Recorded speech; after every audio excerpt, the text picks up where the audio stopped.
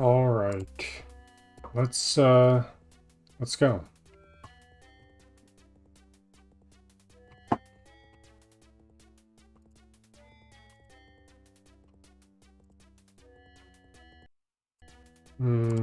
a sec.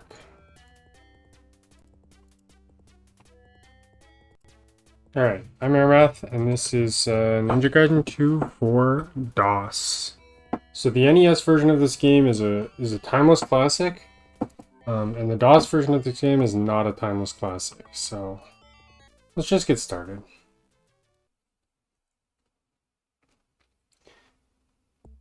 This game runs at about 10 frames per second. That's the first major important piece of information you need to know. I'm going to be doing a lot of things in this game that are frame perfect, but they're 10 FPS frame perfect. Here in stage 1, we're just doing normal stage 1 stuff. Yeah, this, you're just running around and platforming. It's a normal game experience. Let's see if we can get this frame perfect jump right here. Ooh, got him. Perfect. I really like that jump. That jump looks really cool. But all right, and then we're gonna stop right here to get a D-boost. Nice, nice. So far, so good. One of the main differences between this game and Ninja Gaiden 2 is how damage boosting works. In this game, damage boosting is entirely in the direction that you're holding when you touch the enemy. So, yeah, here we're going to do a boss, and we're going to take advantage of the damage boosting being dependent on the facing of your character. In the NES version, the damage boosting is basically dependent on like where you are relative to the enemy.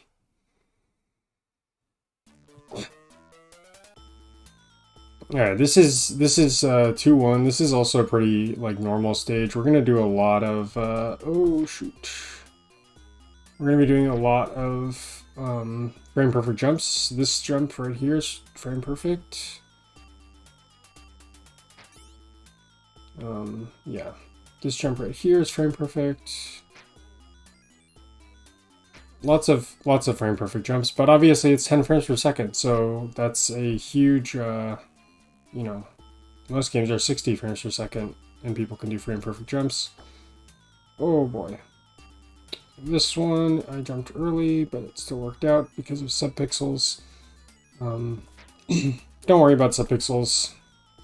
Basically, all games that have subpixels, don't worry about them. This game in particular, though, it's not good to think about subpixels, so. There's going to be some things that we do. Here we're going to go for a frame perfect jump, and got it. Yes, okay. This is the wind stage, and the wind in the DOS version, I don't know if particularly bad is how I'd describe it, but it is extremely bad. Alright, I think we can make this cycle. Oh no, I didn't jump. Yeah, so that's something that can happen to you in this game. Do our 2-frame jump this time. If you're at the edge of a platform, there's something I lovingly refer to as Roadrunner time. Some games, modern games, have something called Coyote time, which is you get an extra frame to jump. Oh no, okay, we're gonna miss this cycle. Anyway, in some modern games with Coyote time, you get an extra frame to jump. In this game, you get like -1 frames to jump. By which I mean, if you're at the edge and you press the direction you want to travel and jump on the same frame, you will not go anywhere. Ooh. Okay. This stage, it doesn't really matter how fast we go, because unless you're maniacal, you don't get to go for a cycle skip here. So we're just gonna quickly reset our screen position here, and then get on the wall, get ready to yeah, you need to have the wind going with you to make this, unless you hover over the gap, but that's really dangerous, and we're not gonna do that. Don't worry about hovering. We'll explain hovering later. There's hovering in this game, but yeah. All right. We made it through 2-2. The strat for this boss is very specific. We're going to throw a bunch of fire wheels. Then we're going to get on the wall here and wait for the spider to deboost us into the boss. And then we're going to go here and kill the boss. Hopefully, yes. All right. Good. The input powers in this game are really bad. So don't use them generally. Oh yeah, this stage runs at about 3 to 4 frames per second faster than the rest of the game. I don't really know why. I think it's because it's dark, but I'm not really an expert on this game, so... Oh, we actually need this Ninpo. Okay. Yeah, so here there's some infinitely spawning bats. We're just gonna kill them. Normal things. Here we're gonna get the Invincible Fire Wheel. In the NES version, it's called the Invincible Fire Wheel. In this version, it is not invincible. So, oh shoot, that was weird. Okay, we made it. That's always a scary part of the game.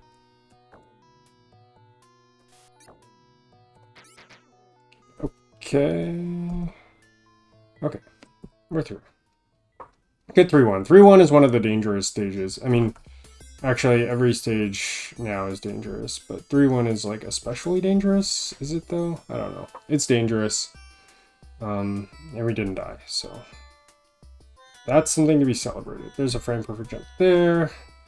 Here we're gonna stomp on some guys to kind of like manipulate our sub-pixel position so that we can get over this gap here.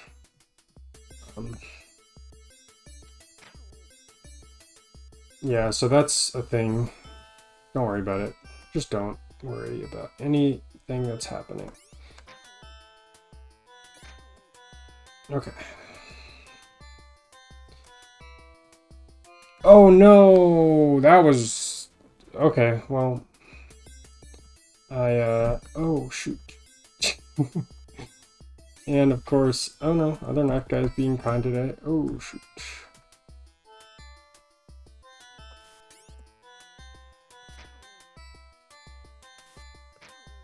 Okay, we're just gonna do a little bit of a backup there.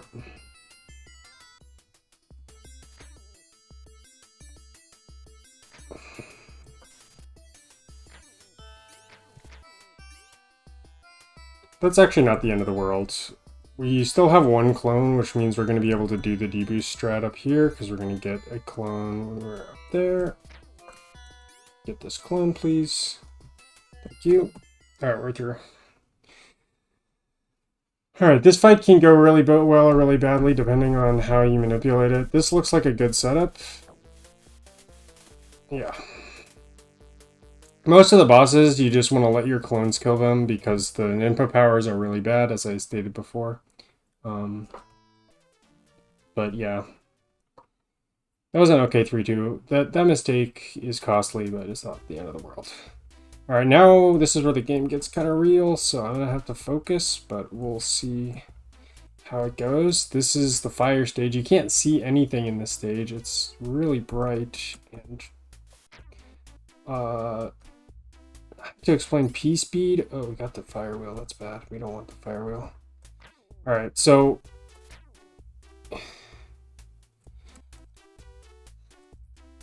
in the NES version of this game, you are going to use a lot of Invincible Fire Wheel in this stage. As I stated before, the Invincible Fire Wheel is not nearly as invincible as it is in the NES version.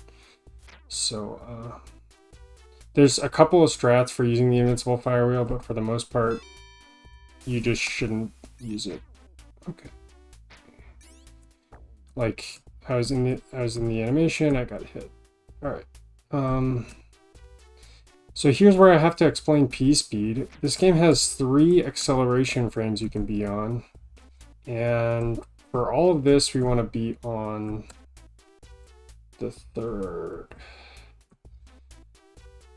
Which is scary because there's only 2 pixels to jump on these platforms. I did not really do that justice. But we got through the stage, and that's what's important. Anyway, P speed is a thing in this game, just, you know... Oh, we don't have the fire... Okay, we're just gonna have to do this strat then. This is slightly slower than optimal, but still pretty good. Oh no, that's not the strat. All right.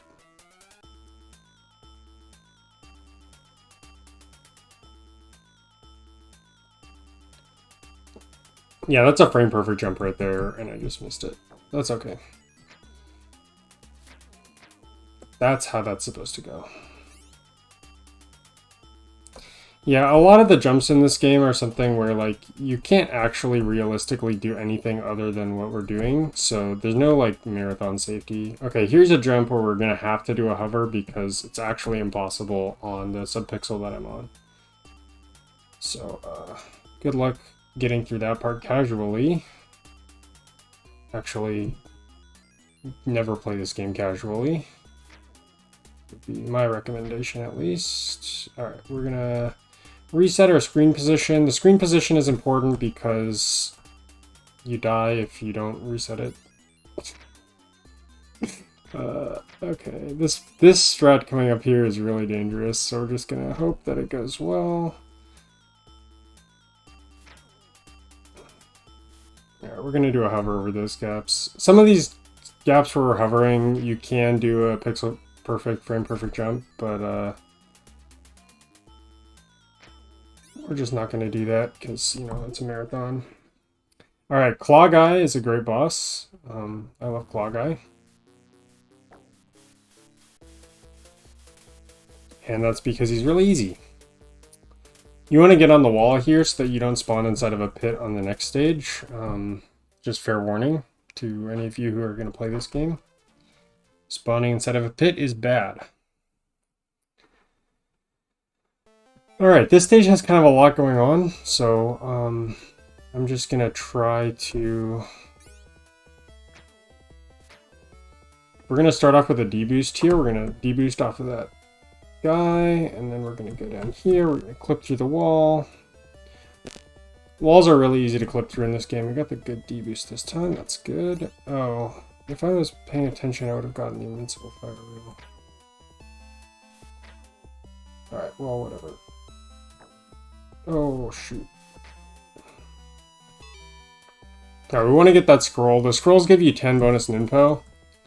And in general, bonus ninpo is a good thing. Alright, I don't think I need to heal, so I'm just going to go for it. We'll see whether that pays off or not. This next stage is really bad. This is 5-2. This is Jorf's favorite stage in the NES version of the game, but Jorf has never played this version of the game, and hopefully never will. So, yeah, there's ice physics. We got some ice physics. 10 frames per second ice physics. Everybody loves ice physics. Ooh, okay. We want to get off the sky, because the sky is not good. And then this part of the game coming up is really dangerous. We're gonna try to do a specific deboost strat. And then we're gonna try to do another specific deboost strat. Good, good so far. Alright, now we have to get Other Knife Guy to help us. So Other Knife Guy is gonna come help us. Oh no. We got too much momentum. Oh no, that was my last life. Oh, okay. Well, we get to see this part of the game again. That's fine. Getting stuck at this part of the game is pretty normal. Despawned the bird. Oh, there's a bullet on the screen. I really hope I don't get hit by that. Okay. Good. So far, so good. Slash the spider, turn around. Oop. Alright, we're gonna do 2 slash hovers just to be safe there. The slash hovering is really important on this stage because if you don't want to slash oh, I was too far to the left. Alright, well, we're back at the beginning of 5-1. Got a lot of time to talk about slash hovering, I guess. Slash hovering is just, oh, I haven't never. Slash hovering is when you turn around while you're in the slash animation and the game does not check for gravity. at the end of that animation. So you get to just hover over gaps, and it's really useful because there's some gaps in this game where you need to do frame perfect jumps. And in this stage, there's actually some gaps where you need to do pixel perfect jumps. So we don't want to do that. Okay, I'm just gonna do a slash over here actually, and then wait for this guy. We're gonna play it really safe. I'm gonna get that full ninpo.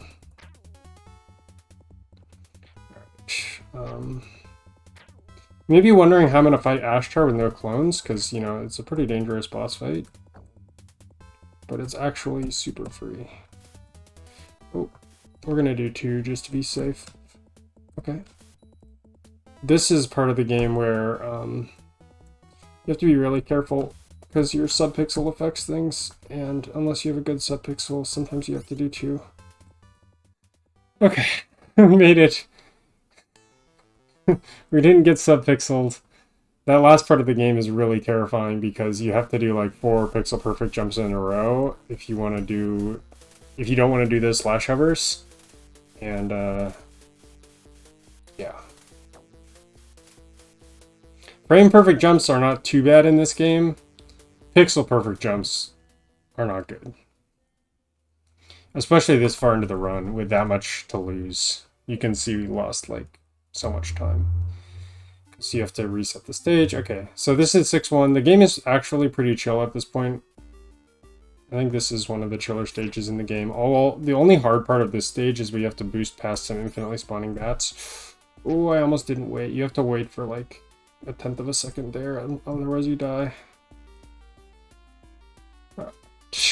But the bat boost is easy every time, so we're just gonna do it, and it'll be fine. This is not a good ninpo power. Ooh, why did I slash that guy? Alright, it doesn't matter. Alright, we got there. Every time it's easy. Oh, shoot. I was trying to get fancy and do a D-boost there, but should have just minded my own business. Alright, we're through. 6-1. 6-1 is a fine stage. There. Some of these cutscenes are unskippable, or like you can't skip the very beginning. I don't really understand this game, but anyway. 6-1 is a chill stage. We're just going along here, killing some guys. In the NES version, you'd be deboosting off these guys, but it's not faster to do that in this version, so jump, slash, jump, slash, jump, slash. Alright, that last guy you can deboost off of, but we didn't get it. Alright, like most of the bosses, this boss is just stand in one place and slash the boss a bunch, and then we're actually going to use up some of our ninpo there.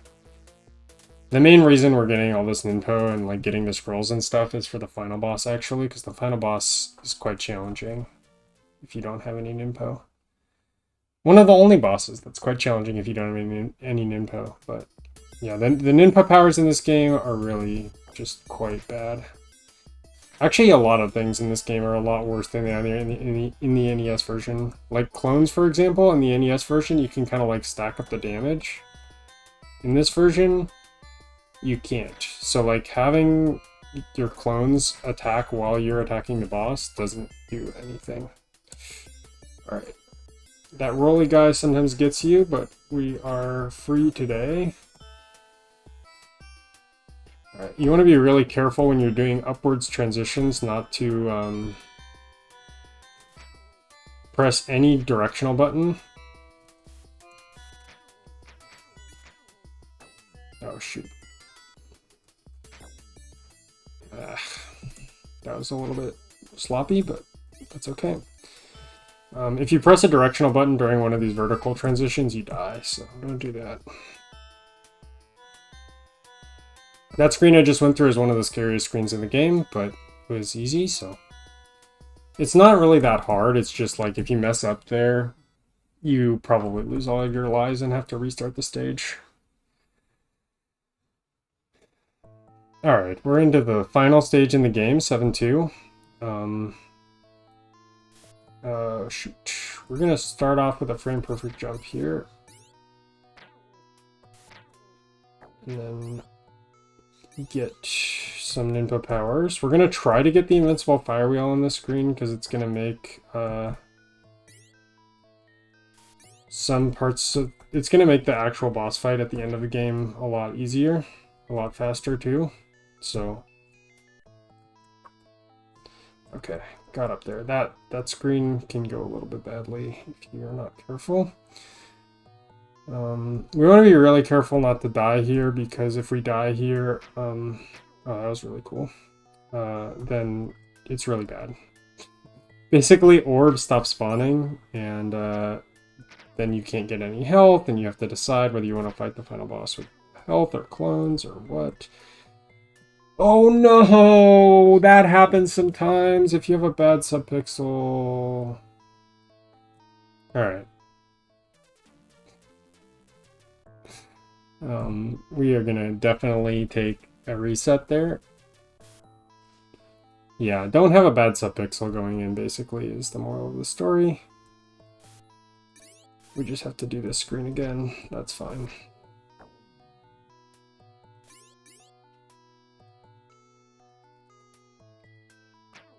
Alright, we want to manipulate the shurikens so that they don't... Oh, come on!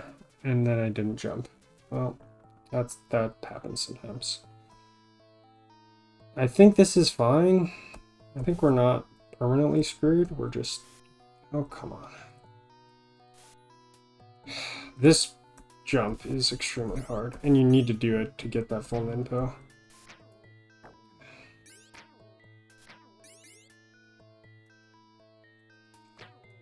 So we're gonna hope that the orbs haven't despawned. Get that. Okay. Phew.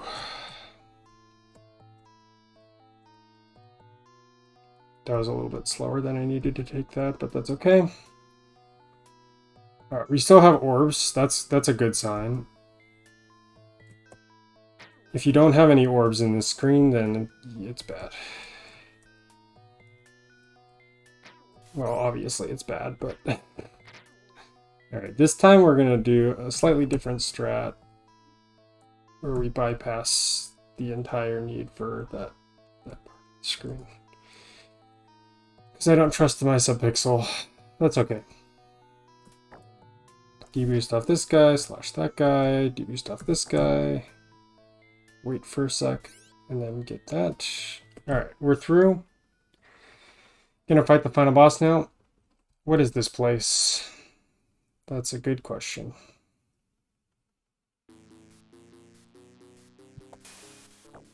Alright, Invincible Fire Wheel is not invincible, but it does deal a lot of damage to the final boss. Oh.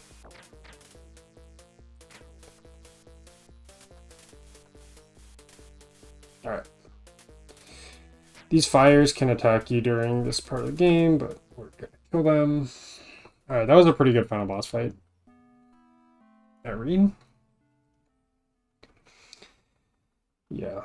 And then we're gonna do a jump. Get him. Okay. Reasonably good. You can do that without getting hit if you position yourself perfectly, but it's pretty challenging to do that. Okay. And then this final boss fight, we're going to take it a little bit safer than you would if you're trying to get a world record in this game. We're going to walk forward one step and then crouch here. We're going to jump right in front of its face and then walk all the way over here. And then just have clone number 3 deal with the boss while we stand in this little safe spot. Then we're going to come over here and then do the same, basically the same thing. Have clone number 2 kill the actual core of the boss. And we are done. That's time. All right. That was pretty bad, but we made it through. And yeah, this game is not forgiving at all. As you can see, any single mistake, often missing a single frame jump, leads to you losing 40 seconds to a minute. So yeah, this is a respectable time. We get to watch this beautiful cutscene where the temple collapses, and you know, it's basically the same thing as the NES version, except much more epic. None of that matters. But Irene is gonna get revived by the power of the Dragon Sword. Robert TS, I think he's super dead, but we don't really care, because, you know.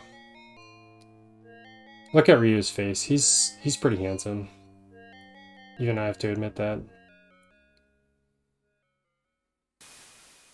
Oh, Irene. It's a miracle. It is a miracle. It's a miracle that this game works. It's a miracle that I speedrun this game. And yeah, it's just look at his face. It's so beautiful. And we get the sunset. So that's the end of the game. Thanks for watching, and yeah, this game rules. It's actually, this game is a lot more fun to speedrun than it looks. That's all I'm gonna say.